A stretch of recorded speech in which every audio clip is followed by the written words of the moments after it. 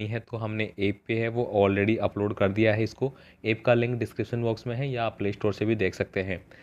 आगे देखिए यहाँ पे हम स्टार्ट करेंगे कक्षा 8वीं का जो गणित का पेपर होगा वो सबसे पहले देखिए आपका ऑब्जेक्टिव टाइप के प्रश्न आएंगे जिसमें कि 4 ऑप्शन आपको पूछे जाएंगे, हम उनको हल करेंगे एक एक करके। वीडियो स्टार्ट करने से पहले साथियों आपसे रिक्वेस्ट रहेगी, अगर आप चैनल पे नए हैं तो प्लीज़ चैनल को सब्सक्राइब जरूर कर लेना और वीडियो को अपने दोस्तों को भी भेज देना ताकि आपके फ्रेंड जो भी है आपके साथ पढ़ रहे हैं वो भी गणित को अच्छे से समझ ले, क्योंकि बहुत सारे विद्यार्थियों का कमेंट भी आता है, कॉल भी आता है कि सर गणित में काफ़ी वीक है और गणित के प्रश्न समझ में नहीं आते हैं तो हमें गणित को अच्छे से समझा दीजिए। तो हम इस वीडियो में पूरा समझने वाले हैं। यहाँ पे देखिए पहले प्रश्न से अपन स्टार्ट करेंगे। यहाँ पे आपको दिया गया है 1/4 और 1/2, इसका मान आपको बताना है। तो इस प्रकार के जो प्रश्न होते हैं उसमें क्या होता है कि लघुत्तम नियम है वो लागू होता है। अब देखिए यहाँ पे 4 है वो बड़ा अंक हो गया। अब 4 में 4 का भाग भी जाता है और 2 का भी जाता है, इसलिए हमने इसको 4 लिया है। अब ऊपर तो मेरा आ जाएगा क्योंकि 4 को 4 से भाग देंगे तो एक बार जाएगा। अब यहाँ पे देखिए 2 को अगर मैं 4 में भाग देता हूँ तो 2 बार जाएगा और ऊपर 1 से गुणा करूँगा तो 2 हो जाएगा। इस प्रकार से 2 और 1 कितना हो गया 3 और नीचे क्या आ गया मेरा 4। तो इस प्रकार से मेरा 3/4 जो है वो सही आंसर आ गया। तो यहाँ पे देखिए ऑप्शन नंबर जो बी आपको दिया गया है 3/4, ये आपका सही आंसर हो जाता है। नेक्स्ट क्वेश्चन देखिए यहाँ पे x+6 = 21 आपको दिया गया है और यहाँ पे पूछा गया है कि आपको x का मान। तो साथियों मैंने पहले भी कई बार बता रखा है कि जब भी हमें इस प्रकार के समीकरण आपको मिलते हैं तो हमें क्या करना होता है, जो x की मान है उसको एक साइड में रखते हैं और दूसरा वाला जो मान है उसको अपन दूसरी साइड में रखते हैं। अब देखिए यहाँ पे मैंने क्या किया है कि जो इधर 6 था ये उसको उधर ले गया। अब जब भी हम पक्षांतर करते हैं तो प्लस किस में बदल जाता है, माइनस में। तो हमने यहाँ पे क्या कर लिया, माइनस लगा लिया, ठीक है।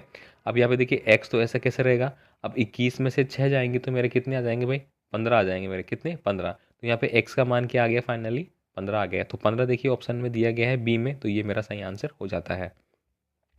आगे देखिए यहाँ पे अगला क्वेश्चन आपको पूछा जा रहा है 3 नंबर का, चतुर्भुज के 4 जो कोण होते हैं उनका योग कितना होता है। तो ये बिल्कुल सिंपल सा प्रश्न है, चतुर्भुज के चारों कोण जो होते हैं उसका योग है वो 360 डिग्री होता है। साथियों आपको बताना है कि जो त्रिभुज होता है, क्या त्रिभुज, तो त्रिभुज का जो टोटल कोण होता है, कितना टोटल जो कोण होता है वो कितने डिग्री के होते हैं आपको कमेंट करके बताना है, ठीक है। और ज़्यादा से ज़्यादा विद्यार्थी कमेंट करें क्योंकि आपकी परीक्षाएं नज़दीक है, आप तैयारी कर रहे हैं और आप जो भी विद्यार्थी यहाँ पे कमेंट करेंगे तो उनके नाम भी वीडियो में अनाउंस किए जाएंगे। तो आपसे रिक्वेस्ट है कि कमेंट में ज़रूर करें, ठीक है। और यहाँ पे देखिए अगला जो प्रश्न है आपका 4 नंबर का, संख्या 81 का वर्गमूल क्या होगा। तो देखिए जब भी आपको वर्गमूल पूछा जाता है, देखिए 81 है, इसका आपको पूछा गया है क्या, सॉरी वर्गमूल। मूल का मतलब ऐसी संख्याएं जिसका अपन ने वर्ग किया तब हमारा 21 आया है। तो इस प्रकार से हम क्या निकालेंगे, यहाँ पे देखिए ऐसी संख्याएं जिसको 2 बार गुणा करेंगे तो क्या आना चाहिए, 81। तो 9 को 9 से गुणा करूंगा तो 81 आएगा, बाकी कोई सी संख्या ऐसी सही नहीं है, तो ऑप्शन नंबर बी आपको टिक करना होगा। अब देखिए यहाँ पे अगला प्रश्न है, संख्या 125 का घनमूल होगा। देखिए घनमूल का देखिए एक तो होता है वर्गमूल, एक होता है देखिए एक तो होता है हमारा वर्गमूल, एक होता है हमारा घनमूल, ठीक है। वर्गमूल में क्या होता है, वर्गमूल में क्या होता है कि उसी संख्या को 2 बार गुणा करना, जैसे एक गुणा एक किया हमने। घनमूल में क्या होता है, उसी संख्या को 3 बार गुणा करना, जैसे कि एक को मैंने 3 बार गुणा किया है। ये आप रट लेना, अच्छे से समझ लेना इस चीज़ को। वर्गमूल में होता है कि वो संख्या निकालना जो कि 2 बार गुणा हुई है, घन में उनमें हमें क्या निकालना होता है, वो संख्या जो कि 3 बार गुणा होके आई है। अब देखिए 125 है तो यहाँ पे जो 5 है, 5 गुणा 5 3 बार करना है हमें क्योंकि घनमूल है।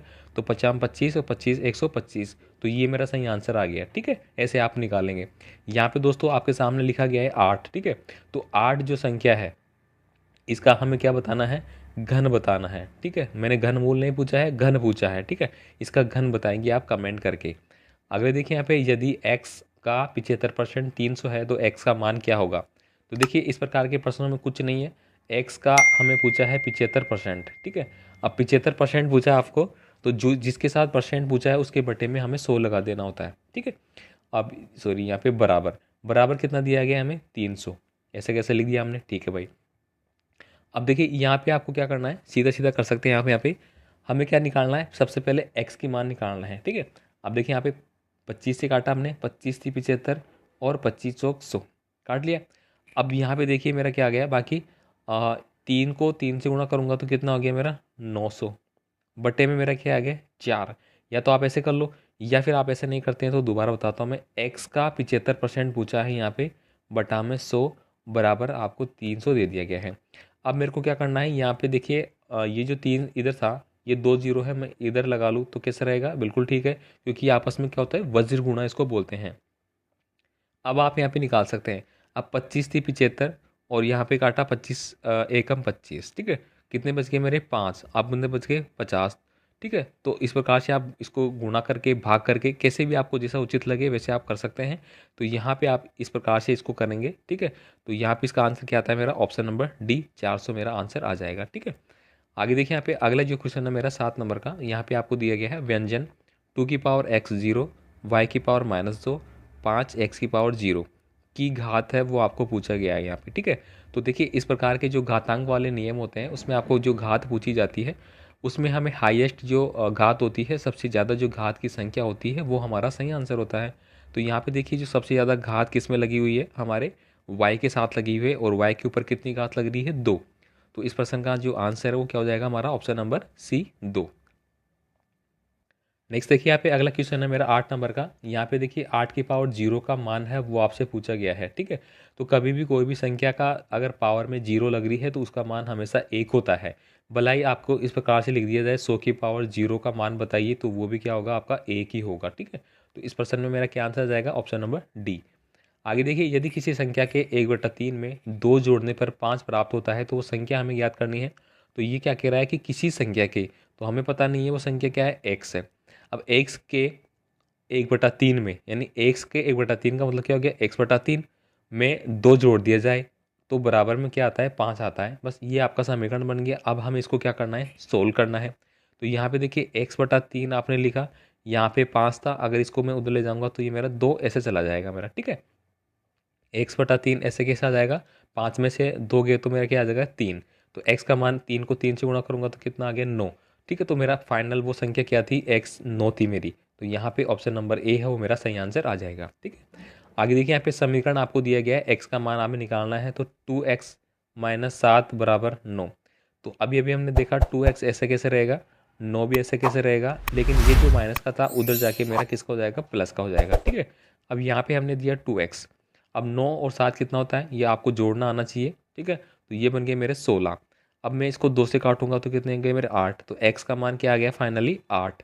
तो 8 मेरा क्या हो गया, आंसर हो गया इसमें। ठीक है, तो 8 देखिए कहाँ पे दिए गए हैं, ऑप्शन नंबर बी में। ठीक है, आगे देखिए यहाँ पे अगला क्वेश्चन है a/b का योज्य प्रतिलोम क्या होगा। तो साथियों जो भी योज्य प्रतिलोम आपको पूछा जाता है उसका मतलब होता है कि इसको आपको माइनस कर देना है। a/b जो मेरा है वो आपका आंसर हो जाएगा। क्या कर देना है, इसमें चिन्ह आपका बदल देना है। तो यहाँ पे हमने चिन्ह बदल दिया। अगर आपको यहाँ पे पूछा जाता है कि गुणात्मक, कौन सा भाई, गुणात्मक प्रतिलोम, कौन सा, गुणात्मक प्रतिलोम अगर आपको पूछा जाता तो हमारा आंसर क्या हो जाता है, यहाँ पे b/a, उल्टा कर देते हैं अपन इसको। ठीक है, तो ये आप ध्यान रखेंगे। आगे देखिए यहाँ पे अगला प्रश्न है, ऐसा समांतर चतुर्भुज जिसकी चारों भुजाओं के बराबर होने होने पर कहलाएगा। यानी कि ऐसा कौन सा चतुर्भुज है जिसकी सभी भुजाएं बराबर होगी तो वो समचतुर्भुज कहलाएगा। ठीक है, तो यहाँ पे ये पूछा गया है, तो ऑप्शन नंबर बी है वो आपको करना है। नेक्स्ट देखिए यहाँ पे चतुर्भुज के आमने सामने के बिंदुओं को मिलाने वाली जो रेखा है उसको क्या बोलते हैं। तो ये आपने चतुर्भुज बना दिया यहाँ पे। ठीक है, अब ये क्या कह रहा है कि इसके आमने सामने की भुजाएं, ठीक है, आमने सामने की भुजाएं, ये वाली इससे मिलान खा जाएगी और ये वाली इससे मिलान खा जाएगी। तो इसको अपन क्या बोलते हैं भाई, विकर्ण। क्या बोलते हैं, विकर्ण। तो ऑप्शन नंबर सी है वो आपको टिक करना है। ठीक है, आगे देखिए यहाँ पे 5/13 का गुणात्मक प्रतिलोम बताना है। तो अभी अभी हमने बात करी थी गुणात्मक प्रतिलोम क्या होता है, इसका उल्टा कर देना हमें। ठीक है, तो यहाँ पे देखिए गुणात्मक में कैसे करेंगे अपन, आपको 13/5 आपको लिख देना है। ठीक है, तो 13/5 आपका आंसर हो जाएगा। आगे देखिए यहाँ पे 15 नंबर का प्रश्न है। यहाँ पे आपको दिया गया है 3x = 21 का आपको मान बताना है। तो यहाँ पे 3 से काटेंगे, 3 × 7 = 21। तो x का मान सीधा सीधा क्या आ गया मेरा, 7। तो 7 मेरा आंसर आ गया, ये वाला ए। आगे देखिए यहाँ पे अगला प्रश्न है, यहाँ पे 16 नंबर का, निम्नलिखित विकल्पों में से द्विपदीय व्यंजक आपको बताना है। तो द्विपदीय का मतलब क्या होता है, जिसमें 2 पद हो। तो देखिए यहाँ पे इसमें 1 पद है, इसमें 2 पद है, इसमें भी 1 पद है और इसमें 3 पद है। तो द्विपद पूछा है तो 2 पद इसमें है, तो ये मेरा सही आंसर है। अगर आपको पूछा जाए कौन सा एक पदीय, तो एक पदीय में यहाँ पे 2 आंसर हो रहे हैं मेरा, एक तो ये वाला और एक ये वाला। अगर आपको पूछा जाता है त्रिपदीय, तो त्रिपदीय में मेरा ये वाला आंसर हो जाएगा। ठीक है, आगे देखिए यहाँ पे 3/7 और 4/3 का मान हमें बताना है। तो यहाँ पे लिखा गया है 3/7 गुणा 4/3। तो 3 को 4 से गुणा किया, 3 × 4 = 12 और इसको किया 7 या 21। तो 12/21 जो है वो मेरा सही आंसर हो जाता है। जो कि ऑप्शन नंबर सी में दिया गया है। नेक्स्ट देखिए यहाँ पे अगला क्वेश्चन है, यदि समीकरण x बटा 3 प्लस 13 है बराबर 33 हो तो x का मान हमें ज्ञात करना है। तो देखिए x बटा 3 आपको दिया गया है, प्लस में आपको 13 है, बराबर में आपको 33 दिया गया है। तो बस सेम वो सा क्वेश्चन अभी हमने पहले किया था। तो x बटा 3 आपको ऐसे कैसे रखना है, 33 ऐसा कैसे रहेगा, ये माइनस का जाके उधर 13 बन जाएगा। ठीक है, अब यहाँ पे x बटा 3 तो ऐसे कैसे है, इधर देखिए 33 में से 13 गए तो कितना आ जाएगा मेरा, 20 आ जाएगा। अब x का मान अगर निकालूंगा मैं तो 3 को 20 से गुणा करूंगा तो मेरा क्या आ गया 60। तो x का मान कितना आ गया 60। तो 60 यहाँ पे मेरा आंसर बी नंबर का हो जाएगा। आगे देखिए आयत के जो विकर्ण है वो क्या कहलाते हैं। तो आयत के विकर्ण असमान होते हैं, बराबर होते हैं, दुगने होते हैं, इनमें से कोई नहीं। तो आयत के विकर्ण हमेशा बराबर होते हैं, क्योंकि आयत की आमने सामने की भुजाएं क्या होती है, बराबर। तो यहाँ से लेके यहाँ तक आएगा वो भी बराबर होगा, यहाँ से लेके यहाँ तक जाएगा वो भी क्या हो जाएगा, बराबर। तो विकर्ण जो होते हैं वो क्या होते हैं, बराबर होते हैं। और दूसरा दोस्तों क्या होता है, वर्ग होता है। ठीक है, वर्ग की बात करें तो इसकी जो भुजाएं होती है सभी वो भी क्या होती है, बराबर होती है। आगे देखिए अगला क्वेश्चन देखिए, यहाँ पे एक वर्ग की भुजा 6 सेंटीमीटर है तो उसका क्षेत्रफल क्या होगा। तो ये हमने बना लिया, यहाँ पे मेरा वर्ग है भाई। ठीक है, ये क्या दे दिया गया हमें, वर्ग। अब ये क्या कह रहा है, इसकी एक भुजा क्या है, 6। अब आपने पढ़ रखा है कि वर्ग की प्रत्येक भुजा क्या होती है, बराबर। तो इसका जो क्षेत्रफल क्या होता है वो होता है हमारा भुजा स्क्वायर। क्या होता है, भुजा स्क्वायर। तो 6 को मैं 6 से गुणा करूंगा तो कितना आ गया मेरा, 36। तो 36 मेरा आंसर हो जाएगा। तो ऑप्शन नंबर जो सी है वो मेरा सही आंसर बन जाता है। नेक्स्ट प्रश्न देखिए, यहाँ पे 21 नंबर का प्रश्न है, 3600 में से किस छोटी संख्या से भाग करें कि भागफल पूर्ण घन हो जाए। तो ये यहाँ पे आपको पूछा गया है कि 3600 में से कौन सी छोटी संख्या को भाग करे कि भागफल पूर्ण घन बन जाए। तो इस प्रकार से प्रश्नों को हम क्या करते हैं, इसका हम गुणनखंड निकालते हैं। तो 3600 का हम गुणनखंड निकालेंगे तो 2 का भाग देंगे, फिर यहाँ पे 1800 आ गया, फिर यहाँ पे 2 का दूंगा तो फिर मेरा 900 आ गया, फिर मैं यहाँ पे 3 का दूंगा। ठीक है, फिर यहाँ पे 300 आ जाएगा। इस प्रकार से चलेंगे। तो इस प्रकार से चलने के बाद हम क्या करेंगे, आपस में गुणा करेंगे जो भी संख्याएं आएंगी। तो मेरा आंसर क्या जाएगा, ऑप्शन नंबर डी 450। ठीक है, ये प्रश्न आपको कमेंट करना है। कोई भी विद्यार्थी हमारा व्हाट्सअप ग्रुप है तो इसको सोल्व करके गुणनखंड करके इसको कमेंट करना, मतलब जो भी आपकी स्क्रीनशॉट लोगे आप उसका बुक में करके वो भेजना। तो देखता हूँ कि कौन विद्यार्थी इसको भेजता है मुझे व्हाट्सअप पे। आगे देखिए यहाँ पे अगला जो प्रश्न है, यहाँ पे आपको व्यंजक दिए गए हैं ए स्क्वायर प्लस बी। ठीक है, इसमें यह पूछा गया है कि ये किस प्रकार के हैं। तो देखिए यहाँ पे 2 दिए गए हैं आपको, तो वही क्या हो जाएगा, मेरे द्विघात व्यंजक हो जाएगा। आगे देखिए यहाँ पे 23 नंबर का प्रश्न है, यदि किसी वस्तु का अंकित मूल्य 80 रुपये है, कितना है, 80 रुपये है, और इसे 76 रुपये में बाजार में बेचा जाता है 76 रुपये में, तो बट्टे की दर हमें याद करना है। तो यहाँ पे देखिए जो छूट है, 80 रुपये की तो सामान है और बेचा गया है कितने में, 76 में, मतलब 4 रुपये की इसमें क्या मिली है, हमें छूट मिली है, या अपन इसको बोल सकते हैं बट्टा मिला है। ठीक है, अब जब भी हमें बट्टे की दर ज्ञात करनी होती है तो हम क्या करेंगे, जो सूत्र होता है हमारा दर ज्ञात करने का वो क्या होता है, बट्टा। ठीक है, बट्टा, बट्टे में आ जाएगा मेरा अंकित मूल्य गुणा 100। ठीक है, अब बट्टा मेरा क्या है 4, अंकित मूल्य कितना है मेरा 80, और गुणा में मेरा क्या आ गया 100। ठीक है, अब जीरो से यहाँ पे जीरो काट दूंगा मैं, फिर 2 से काटा मैंने, 2 दूनी 4 और 2 चौकू 8, इस प्रकार से। ठीक है, बाकी मैं यहाँ से काटूंगा क्या, 2 से फिर काटा, 2 एकम 2 और 2 दूनी 4। अब 2 से फिर यहाँ पे काटा तो कितना आ गया मेरा लास्ट में 5। तो 5% मेरी क्या आ गई, दर आ गई। ठीक है, इस प्रकार से आप करेंगे तो यहाँ पे ऑप्शन नंबर ए है वो सही आंसर हो जाएगा। ठीक है, तो आप ध्यान रखना, दर आपको ज्ञात करनी है अगर कोई बट्टे की, तो हमें ऊपर लिखेंगे बट्टा, बट्टे में लिखेंगे अपन अंकित मूल्य, और गुणा में लिखेंगे अपन 100। ठीक है, तो ये सूत्र आपको याद रखना है। आगे चलते हैं, यहाँ पे अगला प्रश्न है, यहाँ पे आपको दिए गए -25/27 की पावर 51 में घातांक क्या है। तो ऊपर कितनी घात लग रही है, 51, तो 51 ही मेरा क्या हो जाएगा, सही आंसर हो जाता है। आगे देखिए यहाँ पे संख्या 144 के वर्गमूल में अंक होंगे। तो देखिए इस प्रकार के जो प्रश्न होते हैं उसमें हमें क्या होता है, जोड़ा बनाना होता है। क्या बनाना होता है, जोड़ा। तो यहाँ पे देखिए 144 है तो एक जोड़ा ये बन गया और ये सिंगल बन गया, तो 2 कितने हो गए, टोटल अंक 2 हो गए मेरे। ठीक है, जैसे कि अगर मैं बात करूँ 125 है, इसमें भी 2 अंक बन गए, तो इसमें भी क्या आ जाएंगे मेरे वर्गमूल के अंक कितने हो जाएंगे, 2। ऐसे आपको याद करना है। ठीक है, अगर मान लीजिए कि यहाँ पे 1000 है, 1000 है, अब देखिए यहाँ पे कितने जोड़े बनेंगे, 1 2 और 3, तो 3 अंक आ गए मेरे, तो 3 अंक इसमें हो जाएंगे। इस प्रकार से आप करेंगे। आगे देखिए यहाँ पे 1/8 की पावर -1 का हल क्या होगा। तो देखिए यहाँ पे 8 की पावर -1 है और ऊपर 1 है। अब ये जो माइनस है इसका मतलब क्या है, ये 1/8 है, तो इसको अपन कैसे लिखेंगे, 1/1/8। ठीक है, बटा 1 मान लो। तो इस प्रकार की संख्या में क्या होता है, 8 तो ऊपर जाता है, तो 8 तो ऊपर चला जाएगा, 1 नीचे रह जाएगा। ठीक, इसका हल निकालना है, तो ऊपर क्या है 8, तो 8 ही मेरा आंसर रहेगा। तो यहाँ पे ऑप्शन नंबर ए है, सॉरी बी है, वो मेरा सही आंसर हो जाता है। आगे देखिए यहाँ पे अगला जो है ए गुणा बी, आपको दिया गया ए गुणा बी बराबर बी गुणा ए। इसमें कौन सा नियम लगा हुआ है, तो इसमें दोस्तों लगता है नियम मेरा क्रम विनिमय का नियम। ऑप्शन नंबर डी आप टिक करेंगे।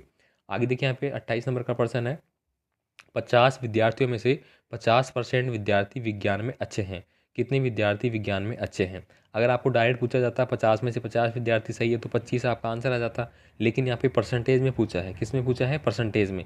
तो परसेंटेज में कैसे निकालेंगे, जो 50 का 50% हम निकालेंगे बटा 100, 2 जीरो से 2 जीरो कट गए, 50 कितने आ गए मेरे 25। ठीक है, तो 25 यहाँ पे कह रहा है कि 50% विद्यार्थी विज्ञान में अच्छे हैं, तो कितने विद्यार्थी विज्ञान में अच्छे नहीं हैं, तो कितना आ गया मेरा 25 अगर अच्छे हैं तो बाकी 25 मेरे क्या हो जाएंगे, अच्छे नहीं। तो ऑप्शन नंबर सी वैसे भी आंसर आ गया। अब देखिए यहाँ पे अगला जो है, पक्षांतर करने पर जो गुणा का चिन्ह है वो किस में बदलता है। तो दोस्तों आपको पता है कि पक्षांतर अगर करते हैं तो जो गुणा है वो बदल जाता है हमारा भाग में।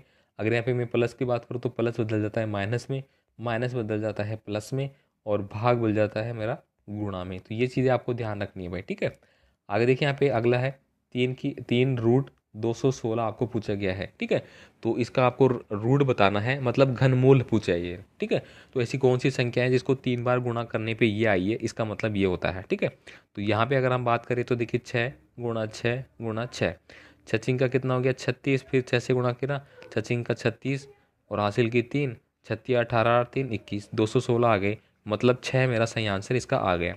अब यहाँ पे साथियों आपको बताना है 8 का घनमूल। अभी मैंने पहले भी पूछा था, आपको घनमूल नहीं बताना, यहाँ पे 8 का जो क्या बनाना है, आपको घन बताना है। ठीक है, आगे देखिए यहाँ पे वर्ग की सभी भुजाएं होती है। तो दोस्तों वर्ग की सभी भुजाएं क्या होती है, समान होती है। आपने इस प्रकार से कोई वर्ग बनाया, ठीक है, तो हम बोलते भी है कि आपने पढ़ा भी है कि आयत की आमने सामने की भुजाएं बराबर होती है, प्रत्येक कोण क्या होता है, समकोण होता है। और जो वर्ग होता है उसकी प्रत्येक भुजा समान होती है और प्रत्येक कोण भी समकोण होता है। ठीक है, आगे देखिए यहाँ पे अगला प्रश्न है, 7 की पावर 4 गुणा 7 की पावर 5 में जो घातांक है उसका रूप आपको पूछा गया है। ठीक है, तो इस प्रकार के प्रश्नों में क्या करते हैं अपन, देखिए 7 इधर भी है और 7 इधर भी है, तो ये दोनों क्या हो गए आधार। और आधार अगर समान हमारे क्या है, आधार समान है, तो घातें क्या हो जाती है, जुड़ जाती है। तो आधार तो मेरा 7 ही रहेगा, घातें कितनी है, 4 तो इधर है 5 इधर है, टोटल कितनी हो गई 9। तो 7 की पावर 9 मेरा सही आंसर हो जाएगा, जो कि ऑप्शन नंबर सी में दिया गया है।